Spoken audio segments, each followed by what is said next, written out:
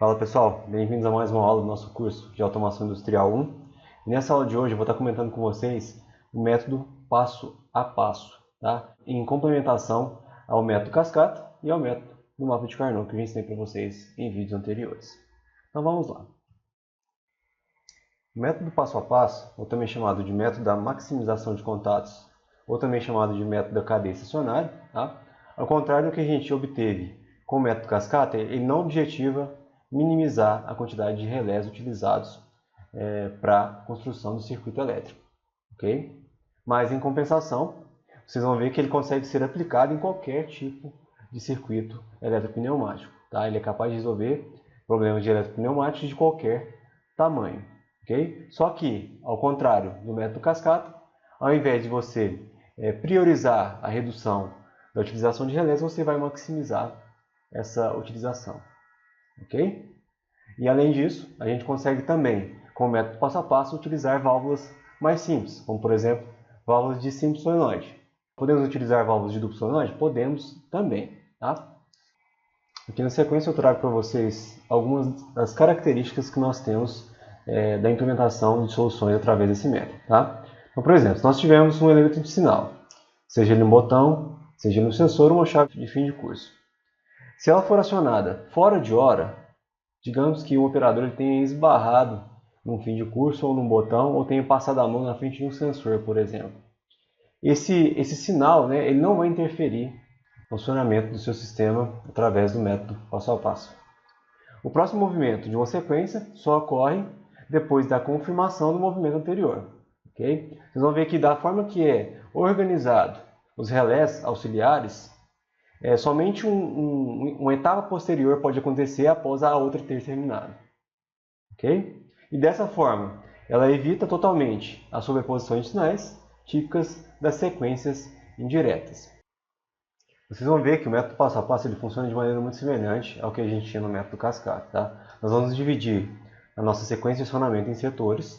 Okay? Só que diferentemente do que a gente tinha no método cascata, em que a gente podia ter mais de um movimento por setor, no método passo a passo, em cada setor nós vamos ter um movimento apenas.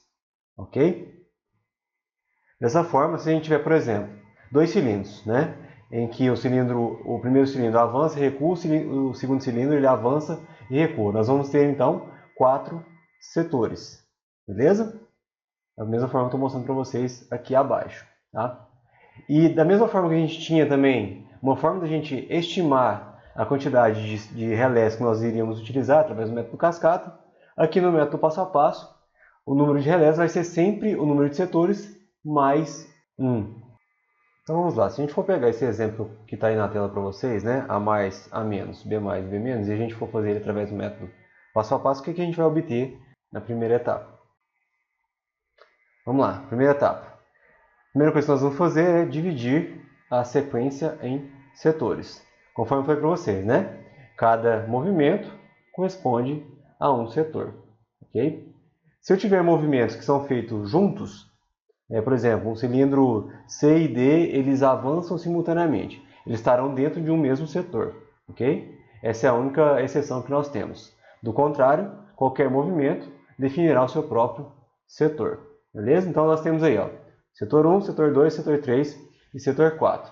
Pela nossa formulinha a gente sabe que a quantidade de relés vai ser igual a 5, né? Que é o número de passos ou setores, mais 1. Beleza? Isso aqui é bem direto, não tem nem muito o que explicar não, tá? Se tiver 4 movimentos, vão ser 4 passos ou 4 etapas, né? 4 setores. E o número de relés será igual a 5. Se tiver 6 movimentos, nós teremos 6 passos e 7 relés, conforme estou mostrando nos dois exemplos aí abaixo. Para a nossa segunda etapa, a gente vai partir já para a construção do nosso circuito elétrico. Nós vamos ter uma tabelinha para nos auxiliar, tá? Mas eu vou mostrar para vocês mais adiante. Para a gente construir esse circuito elétrico, nós temos algumas orientações. Okay? Vamos lá. Cada elemento de sinal, seja ele um botão, chave, né, ou um sensor de proximidade, ele deverá energizar sempre um relé auxiliar. Então, a cada fim de curso, a cada botão, a gente vai ter que associar a eles um relé auxiliar, ou um temporizador, ou um contador. Nunca diretamente uma solenoide. Beleza? Cada relé auxiliar da cadeia estacionária, né, que a gente vai construir, ele vai ter 3 funções. A primeira delas, efetuar sua autorretenção, ou seja, vai ter função de selo. Beleza? Nós vamos ter um selo lá. Segunda função que ele tem é habilitar o próximo relé. Então ele vai permitir que o próximo relé seja acionado em um próximo movimento. Ok? E a terceira função, né, realizar o acionamento ou desacionamento dos solenoides de acordo com a sequência de acionamento que você tiver. Beleza? Por habilitar o próximo relé, entendam que o próximo relé só pode ser acionado uma vez que o anterior tiver sido acionado. Isso que dá a característica de sequenciamento do método passo a passo. E uma vez que os movimentos eles vão sendo realizados, tá? Os relés eles vão permanecendo ligados até você chegar ao final do processo. O final do último movimento da sequência deverá ativar um último relé. Esse relé não precisa ter selo, tá? E ele vai desligar o primeiro relé da cadeia estacionária. Dessa forma, como a regra da cadeia é que um relé habilite o posterior, né? Se a gente desligar o primeiro, ele vai desligar o segundo, que desliga o terceiro, que desliga o quarto, e assim sucessivamente, até que todos os relés estejam desligados. Essa próxima orientação eu já comentei com vocês, né? Se a gente tiver 2 cilindros que realizam um movimento simultâneo, né? Eles estarão dentro de um mesmo passo. Então não é necessário você ter mais de um relé para essa situação. E essa última orientação ela é mais um conselho de boa prática, tá? Se você tiver um cilindro que realiza mais de 2 movimentos, né? Avançar e recuar, é de praxe você associar os fins de curso desse cilindro a um relé e você utilizar os contatos desse relé, ok? Porque muitas das vezes esses sensores eles têm apenas um contato, você tem apenas uma saída do seu sensor, tá? E no caso, quando você tem esses vários movimentos, às vezes você precisa de contatos diferentes para utilizar em circuitos diferentes, ok? Então você faz isso, você associa o sensor ao relé e utiliza os contatos do relé como se fossem os contatos do próprio sensor. E conforme eu disse para vocês anteriormente, né, para auxiliar na construção do circuito, a gente vai fazer uma tabelinha. Eu vou mostrar para vocês ela agora. Diferentemente do que a gente tinha no método cascata, a gente não tem mais que representar a mudança dos setores. Beleza? Nós vamos representar dessa forma aqui. Ó. Nós temos o nosso processo iniciando com o apertar de um botão B1, né, no primeiro passo. Feito isso, a gente vai avançar o cilindro A dentro do setor K1. Uma vez que a gente confirme esse movimento, né, o fim de curso 1S2 seja acionado, a gente então começa o segundo passo, né, com esse comando. A gente faz então o segundo movimento, que é o retorno do cilindro A, dentro do setor K2. Novamente, quando esse movimento aqui ele for confirmado, né, através do fim de curso 1S1, a gente pode então fazer o próximo, que é o avanço do cilindro B dentro do setor K3. Uma vez que o cilindro B avança, ele aciona o fim de curso 2S2, que provoca então o retorno do próprio, né, dentro do setor K4. Uma vez que o cilindro B ele retorna, acionando o fim de curso 2S1, ele vai desligar a cadeia estacionária, indicando então o fim do ciclo através do relé K5. Ok? E bacana é que esse circuito ele pode ser construído utilizando válvulas de simples solenoide, conforme estou mostrando para vocês aqui na sequência. Tá? Então esse circuitinho aqui ele pode então representar o nosso circuito eletropneumático. Beleza? Vamos à parte do circuito elétrico então. Vamos lá. No primeiro passo, nós vamos ter um botão de partida, né, de acordo com a primeira linha da tabela lá. O botão de partida S1, que vai acionar o relé do primeiro setor, que é o relé K1. Beleza? E esse relé ele vai ter 3 funções. Ó. Então tem aqui, ó, primeiro, o botão S1 acionando o relé K1. E o relé K1 ele tem 3 funções. Primeira delas, autorretenção do próprio relé. Então eu vou associar em paralelo a esse botão, né, um contato do relé K1. Para manter ele acionado, né, uma vez que a gente solte esse botão S1. Ok? A próxima função é habilitação do próximo relé auxiliar, no caso o relé K2. Ok? Então assim, ó, o relé K2 ele somente poderá ser acionado uma vez que o relé K1 tenha sido acionado. Se esse contatinho aqui ele estiver aberto, é impossível acionar o meu relé K2, né, mantendo então a ordem dos acontecimentos. Beleza?